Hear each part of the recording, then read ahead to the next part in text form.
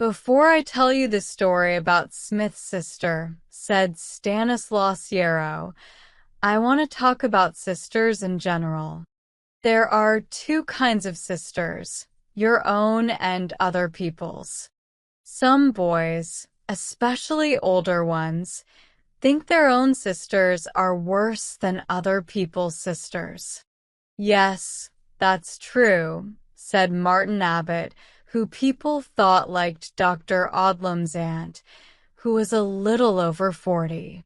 But most boys think that all sisters, all girls, really, are boring and annoying. Yes, they are, agreed many voices happily. I thought this way once. But Smith's sister showed me that girls can be better than I thought.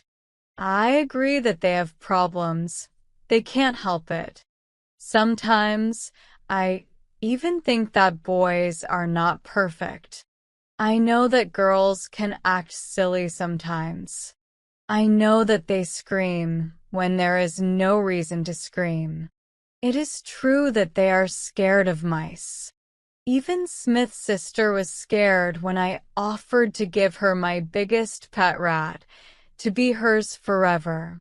But we should be kind and try to ignore these things because, as I said, they can't help it.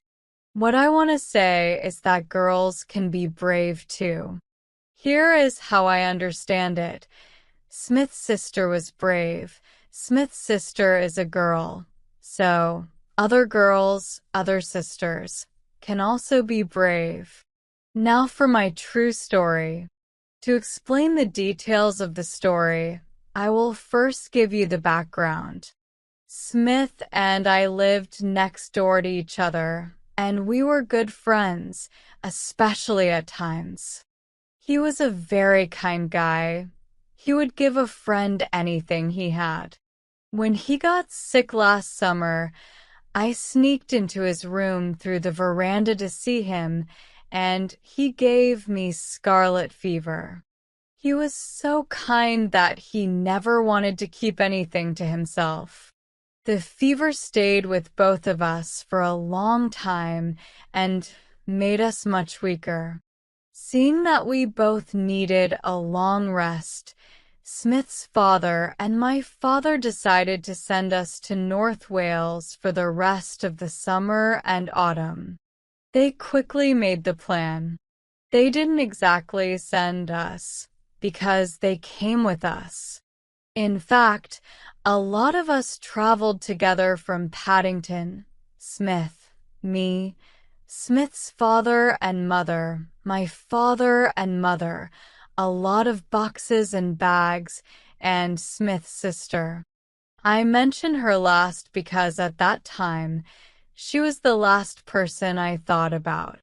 We had a lovely journey to a small, quiet, and faraway station. The name of the station had many letters, and it was hard to say. From the station, we had a long drive to the remote farmhouse where our fathers had rented rooms for us. In this wonderful old farmhouse, Smith and I soon felt at home.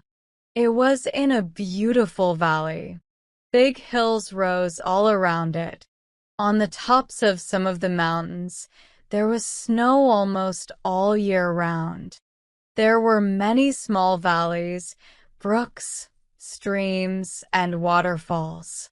After 2 weeks, our fathers had to go back to London, leaving behind our mothers, us, and Smith's sister. Oh, what a time we had then. Smith accidentally shot me in the leg with the farmer's gun. Smith almost drowned in 2 different streams and was once carried over a waterfall and hit the stones. Each time, he was turning blue in the face when he was pulled out. I fell down a steep cliff in the mountains and was saved with great difficulty. One time, A nearby farmer caught us on his land and hit us with a stick until he was too tired to hold it. Smith got bitten by a dog that people thought was mad, and a horse kicked me in the stomach. Everything was fun and exciting. Ah, when will we have such times again? We even asked if we could catch scarlet fever a second time. Now, Smith's sister screamed at our accidents. She was afraid to join us in any of our adventures. She was as old as I was, and only a year younger than Smith, but as scared as a chicken, or so we thought because she seemed that way. At first, we tried to encourage her, to get her to join us, but it was no use. We just had to leave her alone. She isn't brave enough to come with us, Smith used to say when we set off on our adventures. Let her stay at home and play with the chickens. You must understand that we didn't dislike her. We just looked down on her. I think looking down on someone is worse than disliking them. At least, it is harder to take. Week after week passed, and soon it was the end of September. In a few days, we were going home again. Now, as high as all the hills were, there was one that was the highest. From the very start, Smith and I were told not to try to climb this big mountain, whose top was sometimes visible and sometimes hidden in the clouds. Being told not to do it, we naturally wanted to do it. We had tried several times, but were always stopped. Once or twice, Mr. Griffiths, the farmer at whose house we were staying, caught us starting to climb and turned us back. Up towards the top of that mountain, he said the last time, is a place so hard to get to, except by one way, that it is called the Eagle's Home. People have died there. The hill is dangerous. The cracks are steep and deep. Leave it alone. There are plenty of other hills to climb that are not so dangerous. That mention of the Eagle's Home was more than we could ignore. We could see the very spot he meant. Imagine being up there with the eagles near the sky. Imagine finding birds' nests in the clouds. Yarrow, said Smith firmly, we must do it. Or die trying. I agreed without thinking, quoting from a book I'd read. What we meant was, of course, that before our visit ended, we must climb that hill, at least as high as the Eagle's Home. Our upcoming return to London left us with no time to waste. We had only 4 clear days left. We'll start climbing right after lunch tomorrow, said Smith. All right, I replied. The next day arrived. Lunch was always over soon after 1 at the farmhouse, and by 2 o'clock, after slipping away quietly and secretly, we started our climb up the hillside. For more than an hour, we made slow but easy progress, taking a rest every now and then for a minute or two. We must have climbed a good distance, but neither the mountain top nor the Eagle's Home seemed much closer. On and up we trudged, walking faster and deciding not to rest anymore. We noticed how much colder it was and looked worriedly at the setting sun. We met a shepherd coming down and stopped him to ask some questions. He told us there was an easy way and a hard way to reach the Eagle's Home. The easy way was to follow the path worn up the hill to the left. That would take us above the spot.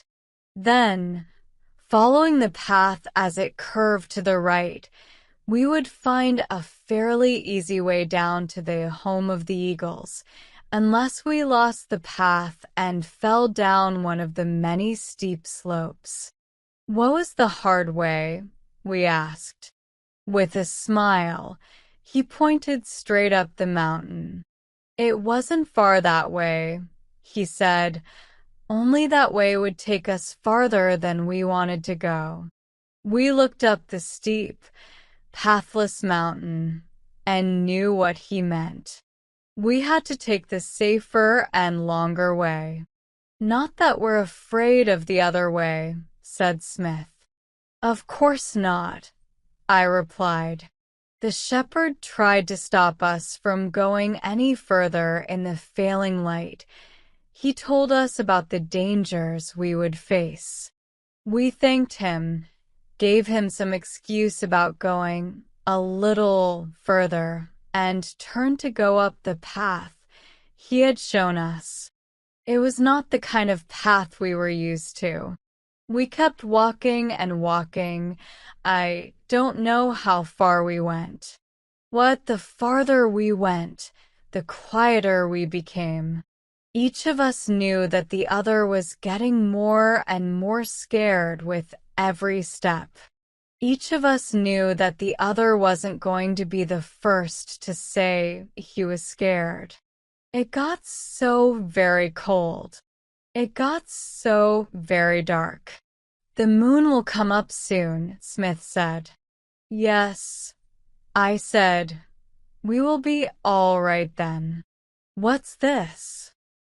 It was too dark to see it, but we felt it on our faces. We put our hands on our sleeves and felt it there. Snow. We both gave up then and got scared without hiding it. We turned to go down, to get home. At first, we tried not to believe it, but soon we both knew the truth. We're lost, we cried together. That was just our situation. In the cold, dark night, in the middle of a quickly rising storm and fast-falling snow, we were lost on the wild Welsh mountains. We stumbled around. For a long time, I don't know how long, but it was a long time, we stumbled around. That's the only way I can describe it, because soon we didn't know if we were moving up or down, left or right. We were so cold and confused. It was so cold up there, even though it wasn't October yet, that we had a vague idea that if we didn't keep moving, we would freeze, like many other mountaineers. You must remember that we had nothing to eat, nothing to drink, and only our summer clothes on. Neither of us had a watch, so we could only guess what the time was. Smith's hope that the moon would rise soon didn't come true because everything above was as dark and black as everything below. At last, something terrible happened. Our feet slipped at the same moment, and the next moment we were both falling through the air. My previous slip down a steep cliff was nothing compared to that awful fall in the darkness. Only one thing saved us. Before we hit the ground, we managed to break the fall by grabbing the roots and branches of some low-growing shrubs and bushes which we felt without seeing. We then slipped more slowly from hold to hold until, with a thud, we hit the ground. It felt more like the ground hit us. Smith gave a loud scream of pain. Then everything was silent. Smith fainted. I cried. Smith woke up and cried. Then I stopped crying and fainted. I won't talk about our prayers because praying is something personal. We didn't move anymore. The fall showed us that it was too dangerous. Poor Smith couldn't move. He couldn't even stand up. He tried once and screamed as he fell back down. He had hurt his ankle. Now, imagine the adventure is like a play on a stage and the curtain falls. Now, imagine the curtain rises again. The storm has stopped. The wind isn't howling anymore and the snow isn't falling. We can see parts of the mountain and the deep valley below. We can see where we are. We are at the eagle's home. We reached it, but not the way we planned. We fell from the top, through the air with the snowflakes. Pretty snowflakes. Smith is badly hurt, and I have a lot of bumps and bruises. We have to stay here on this high spot for the rest of the cold night. We have to wait until morning, if we can survive the night. What's that down there, far away? A light. Many lights. They're moving, coming up. They've reached the place where we talked to the shepherd who told us about the two ways. They've stopped. Listen. What's that? A shout, a loud call, like a lot of people calling together. Hooray! We're saved. The farmer sent a rescue party to find and save us. Hooray! Using all my strength, all that's left, I reply to the shout. Smith joins me as best he can. We shout 3 times. We hear a distant cry, telling us they've heard us. For a moment, the lights stay still. Then, they start moving toward us, flashing their lanterns. Mr. Griffiths, who knows the hills well, told them where we were from the direction of our voices. So cheer up, Smith, they're coming. But they'll take a long time, and we're so cold and numb. Smith is fainting again. So am I, because I'm banged up. It will be a long time before help gets here. Or will it? Then what's that light coming up below us? Who's coming the hard way, straight up the steep mountainside? It must be Griffiths. He's climbing up the rocks, grabbing onto roots and branches, crossing the gaps. The shepherd said it couldn't be done, but Griffiths is doing it. His hands must be torn up. I can't be completely fainting because I see Griffith's lantern getting closer. Listen, I can hear his voice, though it sounds weak. I'm getting weak too, but I managed to call back, so Griffiths knows where we are. Griffiths has reached us. He's helping poor Smith. Now he's holding on to me. Griffiths is giving me something to drink that makes me feel alive again. I can feel my heart beating. I'm better now. I'll shake Griffith's hand soon. But this is Smith's sister's hand. The strain of this style and tense is too much, so I hope you understand what happened. Just a few words to sum up. When Mr. Griffiths formed the rescue party after realizing we were lost, Smith's sister joined them. Griffiths told her to go back, but she took a lantern and flask for herself and followed them. When they shouted to find us, Griffiths told her to go back again, but not before she heard the plan to stick to the safer way. She heard about the 2 ways and chose the one everyone else avoided. The climb up the mountain's face was her idea, and only Smith's sister had the courage to do it. This was the girl we laughed at and told to stay home. About an hour after she reached us with the first aid that may have saved our lives, we saw the lights of Griffith's party above us. We shouted, and they lowered a rope and pulled us up. Before this, Smith's sister had wrapped up his ankle with her handkerchief and ours. You should have seen the farmer's face, and everyone else's too, when they realized how she reached us. She may say she didn't know what she was doing, but she did what I told you she did. Remember what I said at the start. There's real courage in girls. That's clear from what I've told you. QED.